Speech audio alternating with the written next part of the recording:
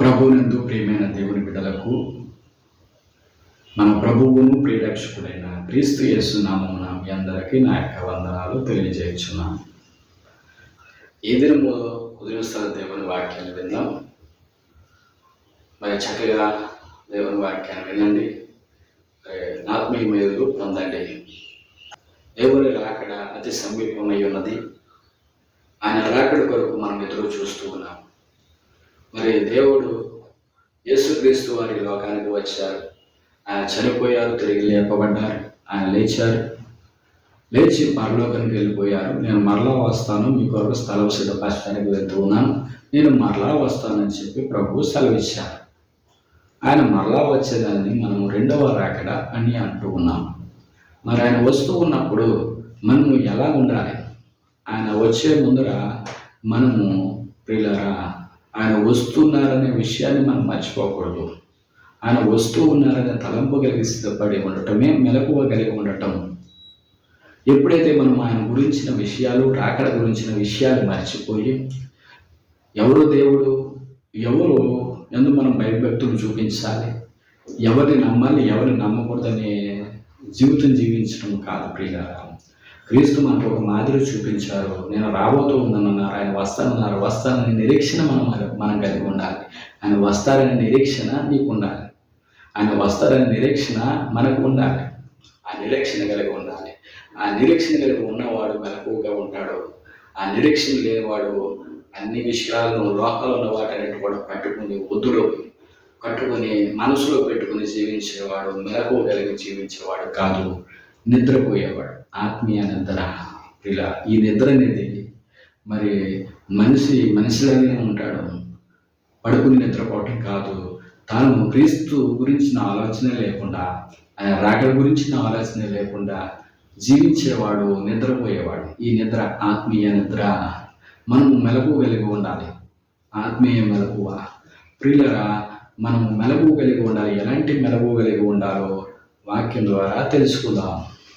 పరిశుద్ధ గ్రంథం నుంచి మత్తయి రాసిన సువార్త 25వ అధ్యాయము 13వ వచనం. ఆ దినమైనను ఆ గడి అయినను మీకు తెలియదు కనుక మెలకువ కలిగి ఉండుడి. ఆ దినమైనను గడి అయినను మీకు తెలియదు కనుక మెలకువగా ఉండుడి. ఆత్మీయంగా మెలకువ కలిగి ఉండడంలో యేసుక్రీస్తు వారు మనకు ఒక మాదిరి చూపించారు. ఆత్మీయమైన జీవితంలో మెలకువ లేని క్రైస్తవులు లోకంలో జీవిస్తూ ఉన్నవారు. ఇప్పటికే యేసుక్రీస్తు వారి రాకడ సూచనలు ఎన్నో మనకి కనబడుతూ ఉన్నాయి. మనము వాటి యందు లక్ష్యం ఉంచాలి. క్రీస్తులో ఉన్నాం కాబట్టి ఆ సూచన ఏమిటని చెప్పి గ్రహించేవారై ఉన్నారు. ఆయన వచ్చే అంతటి వరకు, ఎప్పటి వరకు మనం మెలకువగా ఉండాలి అంటే యేసుక్రీస్తు వారు వచ్చే అంతటి వరకు మనం మెలకువగానే ఉండాలి. అలా ఉన్న వారికి పెండ్లి కుమార్తె రూపంలో మనకి ప్రభువు గొప్ప బహుమానాన్ని ఇస్తారు. అలా లేని వారికి దేవుని ఉగ్రత అనే ప్రియులారా నరకానికి పాత్రులు అవుతారు. మనము బహుమానం పొందేవారిగా ఉండాలి, కానీ దానిని పోగొట్టుకునేవారిగా మనం ఉండకూడదు.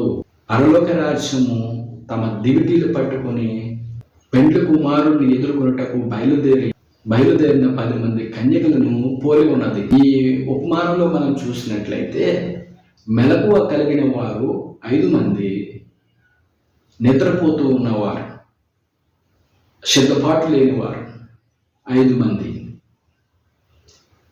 అంటే యేసుక్రీస్తు అంటే పెండ్లి కుమారుడు రాకడ కొరకు ఎదురు చూడకుండా వారంతటా వారు నిర్లక్ష్యంగా ఉన్నారు. జరిగేదేదో జరిగిపోతుందిలే, మనంతటా మనం జీవిద్దాం, ఏది జరగక మానదు అన్నట్లుగా జీవిస్తూ ఉన్నారు. అయితే 5 మంది మెలకువ కలిగి సిద్ధపడి ఎదురు చూస్తూ ఉన్నారు. ఇక్కడ పెండ్లి కుమారుడు వస్తారు, ఆయనని ఘనముగా స్వాగతించాలి, ఆయనతో పాటు మనం తిరిగి వెళ్ళాలి. తీసుకుపోవడానికి వస్తూ ఉన్నారు. ఆయన వచ్చేటప్పుడు మనల్ని తీసుకువెళ్ళడానికి వస్తూ ఉన్నారు. ఆయన చెప్పినట్లుగా ఆయన ఎందుకు వస్తూ ఉన్నారంటే తీసుకుపోవటానికి, మెలకువ కలిగి ఉన్నవారిని తీసుకుపోవటానికి, ఆ లోపలికి ఆ రాజ్యంలోనికి తీసుకుపోవడానికి వస్తూ ఉన్నారు. మెలకువ కలిగి ఉన్నవారిని, సిద్ధపాటు కలిగి ఉన్నవారిని, ఎదురు చూస్తూ ఉన్నవారిని, నిరీక్షణ కలిగిన వారిని పెండ్లి కుమారుడు వచ్చిన మార్గము ప్రియులారా, మరి వస్తూ ఉన్నప్పుడు వారి మార్గము, వారు ఉన్న చోటు వెలుతురుతో నింపబడి ఉండాలి. అంటే ఆరిపోయిన దీపాలు, వెలుగుతూ ఉన్న దీపాలు. ఇక్కడ వారు పట్టుకున్న దీపాలు కాదు ముఖ్యము, వారి మనస్సు. ఇక్కడ 5 మంది వారి దీపాలు వెలిగించుకున్నారు, వారి ఆత్మను సిద్ధం చేసుకున్నారు, వెలిగించుకున్నారు, వారి ఆత్మలో వెలిగారు. మిగిలిన 5 మంది చల్లారిపోయారు, ఆరిపోయారు. ఆరిపోయిన దీపాలు చీకటిలో ఉన్నట్టు. 5 చీకటిలో ఉన్నారు, 5 వెలుతురులో ఉన్నారు. క్రీస్తు అనుగ్రహించు లోకంలోకి వచ్చిన వెలుగు ప్రతి వారిలోని వెలిగించడానికి ప్రతి వారిలోనికి చేరింది, ప్రతి వారిని వెలిగించింది. రక్షణ, క్రీస్తు సత్యం, వాక్యము, ఆయన వెలుగై ఉన్నారు. ఆ వెలుగు అనుసరించి నడిచి జీవించిన వారు 5. ఆ చీకటిలో ఉండిపోయిన వారు 5. వారు కూడా ఆశపడ్డారు, వారు వెలగాలి వెలగాలి అనుకుంటున్నారు, కానీ దీపాన్ని వెలిగించుకోలేకపోయారు. వెలగాలని అందరూ ఆశపడతారు, వెలుగుతూ ఉండాలని ఆశపడతారు, కానీ వెలిగించుకోవడానికి వారి దగ్గర విశ్వాసం ఉండాలి, వారు నిరీక్షణ కలిగి ఉండాలి. కష్టం వచ్చిన వెంటనే పడిపోకూడదు, చివరి వరకు నిలిచి ఉండాలి. 5 నిలబడ్డారు, 5 పడిపోయారు. 5 వెలుగుతూ ఉన్నారు, 5 ఆరిపోయారు, చల్లారిపోయారు, చీకట్లో ఉన్నారు. పెండ్లి కుమారుడు వచ్చారు. బుద్ధి కలిగిన వారిని ఏమని పిలిచారంటే, మెలకువ కలిగి ఉన్నవారు, ఎదురు చూస్తున్న వారిని, మరి బుద్ధి కలిగిన వారు, నిరీక్షణ లేకుండా, సిద్ధపాటు లేకుండా, వారంతటా వారు ఆరిపోయే దీపాలుగా ఉంటూ ఉన్నవారు బుద్ధి లేని కన్యకలు, బుద్ధి లేనివారు. ఈ లోకంలో దేవుని రాజ్యానికి వెళ్ళేవారు బుద్ధి కలిగిన వారు, బుద్ధి కలిగిన దేవుని తీర్పులోకి వచ్చేవారు, దేవుని తీర్పులోకి వచ్చేవారు బుద్ధి కలిగిన వారు, బుద్ధి లేనివారు. బుద్ధి లేని వారు నరకానికి పోతారు, బుద్ధి కలిగిన వారు పరలోకానికి పోతారు. ఆ బుద్ధిని మార్చడానికి యేసుక్రీస్తు వారి లోకానికి వచ్చారు. ఆ బుద్ధిని మార్చడానికి యేసుక్రీస్తు వారు మనలోనికి వచ్చారు, మనలో ఉన్న బుద్ధిని మార్చడానికి వచ్చారు. యేసుక్రీస్తు ప్రియులారా, ఆ బుద్ధి కలిగిన వారు ఆ పెండ్లి కొడుకు వచ్చినప్పుడు ఘనముగా ఆహ్వానించారు. వెలుగుతూ ఉన్నారు కాబట్టి ఘనముగా ఆహ్వానించారు. యేసుక్రీస్తు వారు గట్టిగా చెబుతా ఉన్నారు. వారు అలాగా ఘనముగా ఆహ్వానించడానికి గల కారణం ఏంటంటే, వారు సిద్ధపడి ఉన్నారు, ఎదురు చూస్తూ ఉన్నారు. మరో సమయానికి మించిన ప్రియులారా కృంగిపోలేదు, సిద్ధపాటు కలిగి ఉన్నారు. వారంతటా వారు 5 మంది లాగా కాకుండా వారు అప్రమత్తం కలిగి ఉన్నారు. అప్రమత్తం కలిగి ఉండడం అంటే ప్రియులారా సిద్ధపాటు కలిగి ఉన్నారు. తర్వాత దీపంలో సిద్ధులలో నూనె అయిపోతుందేమో, ముందుగానే మనము సిద్ధం చేసుకోవాలి. సిద్ధులలో ఉన్న నూనె మాత్రం అయిపోతే తర్వాత మళ్ళీ సిద్ధులలో నింపడానికి మనకు నూనె కావాలి అని వారు సిద్ధులలో నింపిన నూనె కాకుండా ఇక మిగిలిన నూనె కూడా తీసుకుని వచ్చేసారు. అయితే ప్రియులారా, ఆ మిగిలిన వారు 5 సిద్ధులలో ఉన్న నూనెని మాత్రమే ఉంచుకున్నారు. అంటే వారి దగ్గర మరి తెలిసిన వాక్యం బట్టే జీవిస్తూ ఉండటం కాదు. వారు మేము మంచి చేస్తున్నాం అనేవారు ఒకరు ఉంటారు, మంచిని అనుసరించేవారు ఒకరు ఉంటారు. మేము మంచి చేస్తున్నాం, మేము మంచి వాళ్ళమని జీవించేవారు కొందరు ఉంటారు. మేము మంచిని అనుసరించి జీవించేవారు కొందరు ఉంటారు. చేస్తున్నామని నేను భ్రమపడేవారి కంటే చేసి చూపించేవారే దేవునికి కావాలి. ఆ మంచిలో జీవించేవారే ప్రభువు కోరుకుంటూ ఉన్నారు. పెండ్లి కుమారుడు ఆలస్యమయ్యాడు. వీళ్ళు సిద్ధపడ్డారు, త్వరగా వచ్చేస్తాడు పెండ్లి కుమారుడు, అప్పటికి మన దీపాలు వెలుగుతూనే ఉంటాయి, ఆరిపోవు అనుకున్నారు ప్రియులారా. అయితే పెండ్లి కుమారుడు రావడానికి కొంచెం ఆలస్యం అయింది. అయితే సిద్ధపడిన వారు, మెలకువ కలిగిన వారు ముందుగానే మరి కొంచెం ఆలస్యం ఉండొచ్చు, ఏ సమయం అవుతుందో ఏమో అని చెప్పి ముందుగానే ఏర్పాటు చేసుకుని ఉన్నారు. వాళ్ళైతే వారి నమ్మకము వమ్మయింది. ఏమో నిరీక్షణ అనేది ఎలా ఉండాలంటే ప్రియులారా, అప్పుడు నిరీక్షణ అనేది ఎలా ఉంటుందంటే, నువ్వు అనుకున్నదే చల్లదు అక్కడ, జరిగేది ఏదో ఉందో దాని కొరకే నిరీక్షణ కలిగి ఉండాలి. మీకు తెలియపరుస్తున్నా. నువ్వు ఒక చోటుకి వెళ్ళి అక్కడ పని జరిగించాలనుకున్నావు. నువ్వు వెళ్ళక మునుపు అక్కడికి వెళ్తున్నావు. అక్కడ అనుకున్న తర్వాత నువ్వు అనుకున్న పని ఒక ప్రాంతానికి వెళ్తూ ఉన్నావు. ఆ ప్రాంతంలో నాకు ఒక స్థలం ఉంది. ఆ స్థలము నిండా చెట్లు ఎక్కువ వచ్చేసాయి. ఆ చెట్లు ఎక్కువగా ఉన్నాయి. వాటిని క్లీన్ చేసేస్తాం, మధ్యాహ్నంలోగా క్లీన్ చేసేద్దాం, సాయంత్రంలోగా క్లీన్ చేసేద్దాం అని నిరీక్షణ కలిగి ఉన్నాం. వెళ్ళావు. ఆ స్థలం చూడడానికి సంవత్సరం అయ్యింది. ఎవరో చెప్పారు ఆ చెట్లు పాడైపోయి, స్థలం పాడైపోయింది, చెట్లు స్థలం నిండా ఉండిపోయి బాగు చేయించుకోండి అని చెప్పారు. అయితే ఎవరో చెప్పిన దాన్ని బట్టి చెట్లు ఉన్నాయి, సాయంత్రంగా అయిపోతాయిలే అనుకున్నా. వెళ్ళావు. చక్కగా పార పట్టుకుని కత్తి పట్టుకుని అన్ని సిద్ధపాటు కలిగి వెళ్ళావు. అయితే ఆ ఆ స్థలం నిండా మరి ముళ్ళ పొదలు, తుప్పలు, అవన్నీ చెత్త చెదారం ఉండేసరికి వాటిని అంతా క్లీన్ చేయడానికి 3 రోజులు పట్టింది.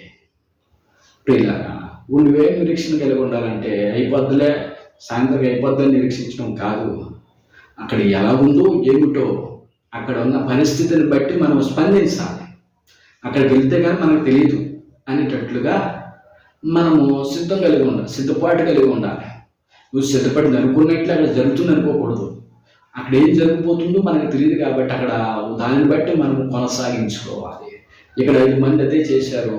మిగిలిన 5 మంది బుద్ధి కలిగిన వారు, మెలకువ కలిగిన బుద్ధి కలిగిన వారు అదే చేశారు. అక్కడికి వెళ్ళిన తర్వాత మా పరిస్థితి ఏమిటి, అక్కడ ఆలస్యం అవ్వచ్చు, లేకపోతే ఏమవుతుందో మనకు తెలియదు కాబట్టి సిద్ధపడదాం, ఎదురు చూద్దాం, నిరీక్షణ కలిగి ఉందామని ఉన్నారు.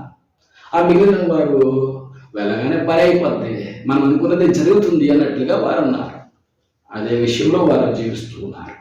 ప్రియమైన దేవుని వాళ్ళ నిజానికి యేసుక్రీస్తు అనగా నిజానికి పెండ్లి కుమారుడు వచ్చే వరకు వారి దిగుటిలు ఆరిపోకుండా చూసుకునే బాధ్యత వారికి ఉంది. ఎప్పటి వరకు వారు సిద్ధపడ్డారు? ఎప్పటి వరకు అంటే ఇక్కడ పెండ్లి కుమారుడు వచ్చే వరకు కూడా వారి దిగుటిలు ఆరిపోకుండా వెలుగుతూ ఉండేటట్లుగా వారు చూసుకోవాలి. అలా 5 మంది చూసుకున్నారు, 5గురు చూసుకోలేదు. ఈ లోకంలో ఉన్న వారు ఈ 5 మందితో, ఈ లోకంలో ఉన్నవారు బుద్ధి లేని వారికి, దేవునితో ఉన్నవారు బుద్ధి కలిగిన వారితో సమానమై ఉన్నారు. ప్రియులారా, దేవుని రాకడ అలాగే ఉంది. ఇక్కడ మనం చూస్తూ ఉన్నట్లయితే ప్రియమైన దేవుని వాళ్ళారా, ఇక్కడ వెలుగుతూ ఉన్నవారు, ఆరిపోయిన వారి గురించి విషయము మీకు తెలియపరుస్తున్నా. ఇక్కడ ప్రియులారా, వారి దీపం వారు వెలిగించుకున్నారు. వారి దీపం వారు వెలుగుతూనే ఉంది, ఆరిపోలేదు. వారి దీపం వెలుగుతూనే ఉంది, ఆరిపోలేదు. అయితే మిగిలిన వారి దీపము ఆరిపోయింది. వారి చీకట్లోకి వెళ్ళిపోయారు, సిద్ధపడలేదు వారు. ప్రియుల, ఈ లోకంలో చూస్తూ ఉన్నప్పుడు ఈ లోకంలో మనుషులు, ఈ లోకంలో ఉన్న వ్యక్తులు ఎలా ఉంటారంటే వారి దీపాన్ని వెలిగించుకునేవారు కొందరు ఉంటారు, లోకంలో ఉన్న దీపాన్ని వెలిగించేవారు కొందరు ఉంటారు. ఆత్మ అనే దీపం ఉంటుంది, లోకం అనే దీపం ఉంటుంది. ఈ లోకం అనే దీపము ప్రియులారా, ఈ లోకం అనేది ఒక దీపం. ఈ లోకంలో ఉన్నవన్నీ కూడా మరి ఒక దీపం లాగా చూసుకునేవారు ఉంటారు. మన దగ్గర డబ్బు ఉంటేనా చక్కగా జీవించే వాళ్ళము, మన దగ్గర స్థలం ఉంటేనా చక్కగా చేసుకునే వాళ్ళము, పండించే వాళ్ళము, మన దగ్గర పొలం ఉంటేనే చక్కగా పండించే వాళ్ళము, మన దగ్గర ఇల్లు ఉంటేనే చక్కగా మనము జీవించే వాళ్ళము, నివసించే వాళ్ళము అనుకుంటూ ప్రియులారా, అవి వారికి వెలుగుగా, అంటే మాకు లేదు, అవి ఉంటే మేము వెలుగుతాం అన్నట్లుగా వాటిని ఎక్కువగా చూస్తూ ఉంటారు. అవి అవసరమే, కాదనటం లేదు. కానీ ఇక్కడ దీపము, ఆత్మీయ దీపము మనకి దేవుడిచ్చారు. మనం ఉన్నను లేకపోయినను, మనకు ఉన్నా లేకపోయినా దేవుడికే మహిమ, దేవుడే చూసుకుంటాడు. మనకి ఏమి కావాలో ప్రభువుకు తెలుసు, మనకి ఏం కావాలో దేవుడికి తెలుసు. కాబట్టి మనం ఏం చేస్తామంటే మన దగ్గర ఉన్న దాంట్లో మనం సంతృప్తి పడుతూ మనలో ఉన్న దానిని ప్రియులారా, మన యొక్క మంచిని, మనలో ఉన్న వెలుతురిని వెలిగించుకుంటూనే ఉంటాం, ఉన్న దాంట్లోనే సంతోషపడుతూ ఉంటాం. ప్రియులారా, లోకంలో ఉన్న వారికి లోకంలో ఉన్న వాటిని చూసి జీవించి వెలిగేవారు అవి త్వరగా గతించిపోతాయి. లోకంలో ఉన్న వాటిని అనుసరించుకుంటూ వెళ్తే త్వరగా గతించిపోతాయి చీకటి.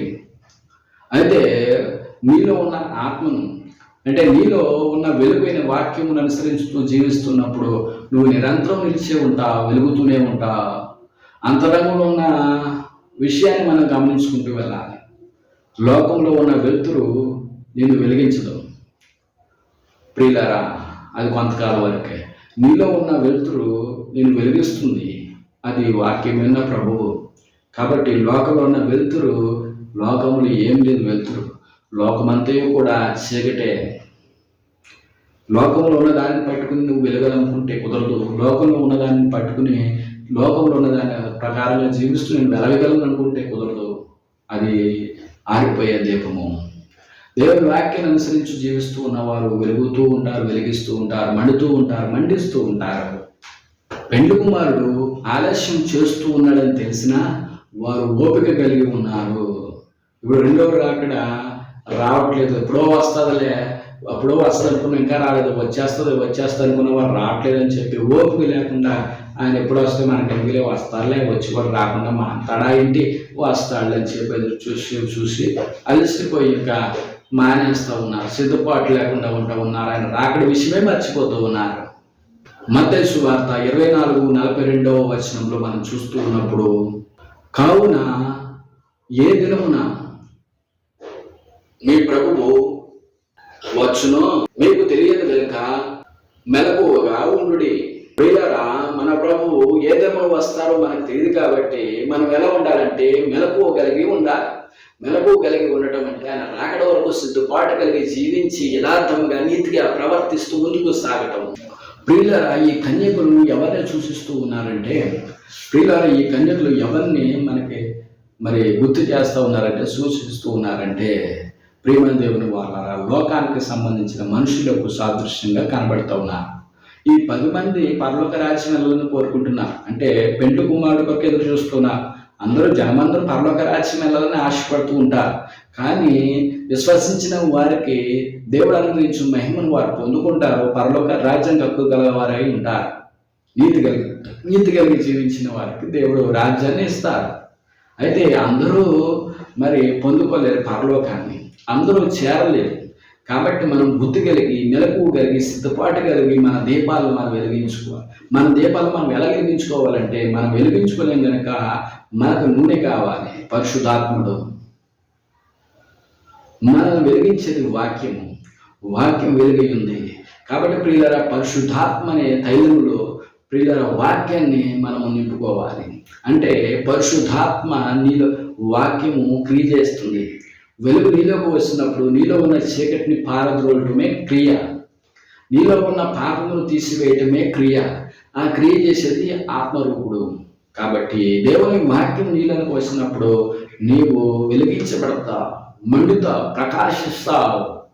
ఇంతకీ ఆ పెండ్లి కుమారుడు ఎవరు అంటే మన ప్రభువైన యేసుక్రీస్తు. స్వయంగా ఆయనే తెలియపరుస్తూ ఉన్నారు.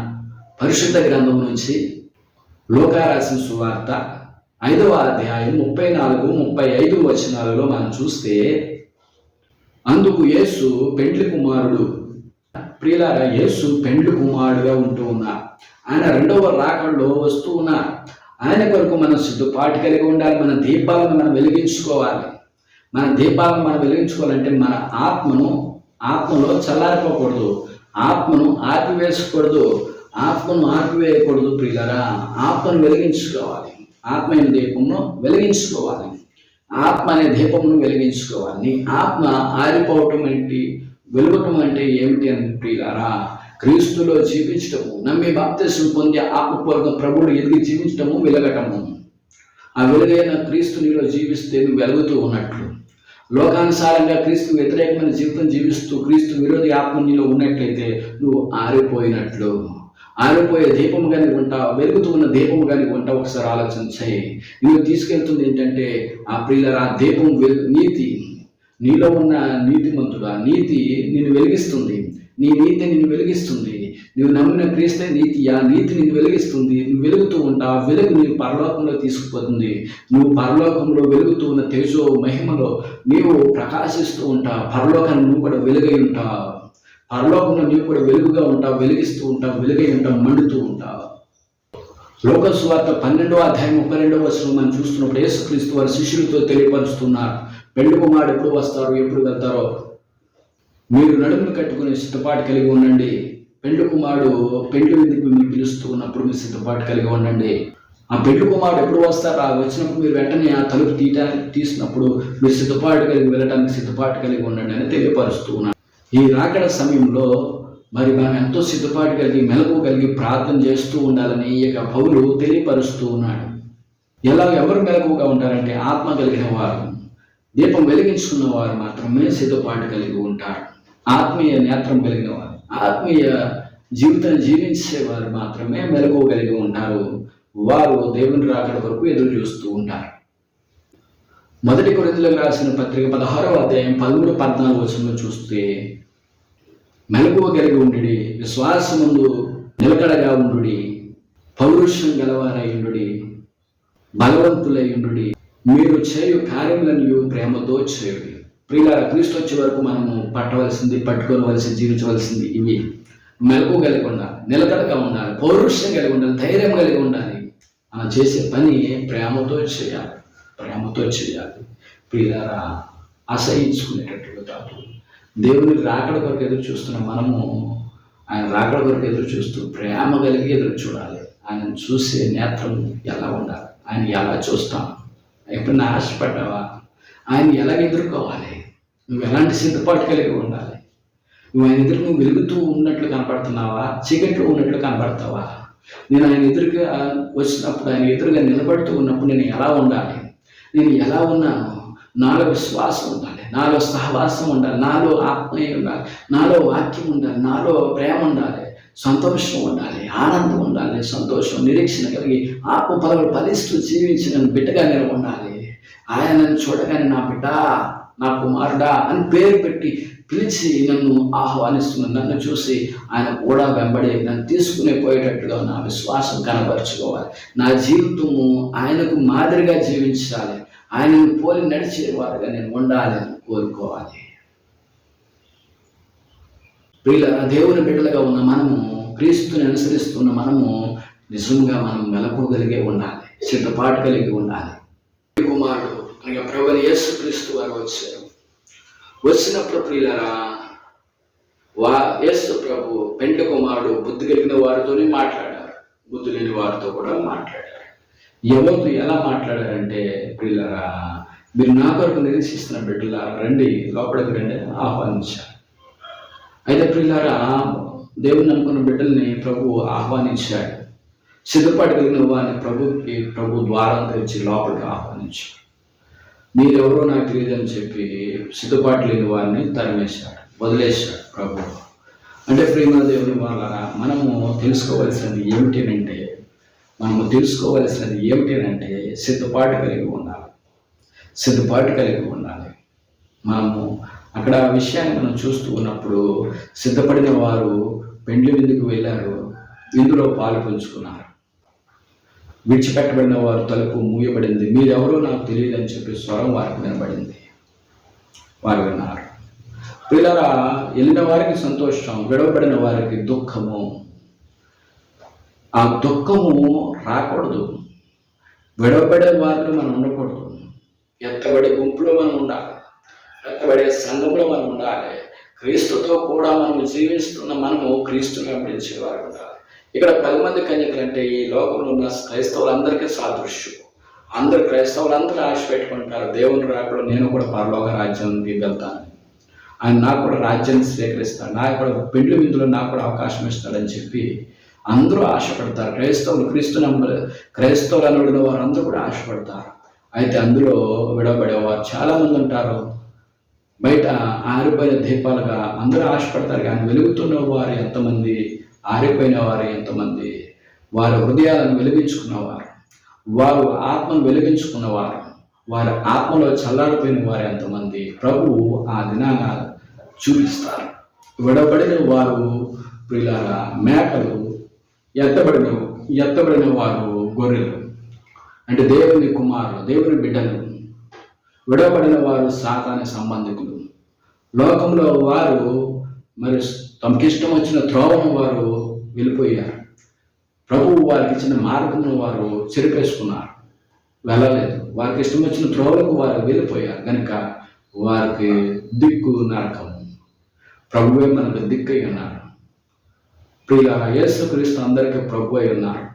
ఈ ప్రభు అనే మాట మనం చూస్తే ప్రియులారా, ఆదిమ ఎబ్రీ భాషలో యెహోవా అని రాయబడినప్పుడు గ్రీకు భాషకు వచ్చేసరికి ప్రభు అనే మాటను రాశారు. ఇక్కడ యెహోవా అనే పదంకి గ్రీకు భాషకు వచ్చేసరికి ప్రభువు అని రాశారు. ప్రభు అనే పదానికి మనం చూస్తున్నప్పుడు యెహోవాయే ప్రియులారా. యెహోవా, ప్రభువు అంటే యెహోవా. యెహోవా అనే పదం వచ్చినప్పుడు ప్రభు అని రాశారు గ్రీకు భాషలో తర్జుమా చేసినప్పుడు. కాబట్టి ప్రభు ఆయన, యెహోవా ఆయన, దేవుడు ఆయన. కాబట్టి మనం పరలోక రాజ్యానికి వారసులుగా ఉండాలని ప్రభువు కోరుకుంటూ ఉన్నారు. కాబట్టి వెలుగుదాం, మండిద్దాం, వాక్యానుసారంగా జీవిస్తూ ముందుకు వెళ్దాం. దేవుడు మిమ్మల్ని దీవించి ఆశీర్వదించును గాక. ఆమేన్.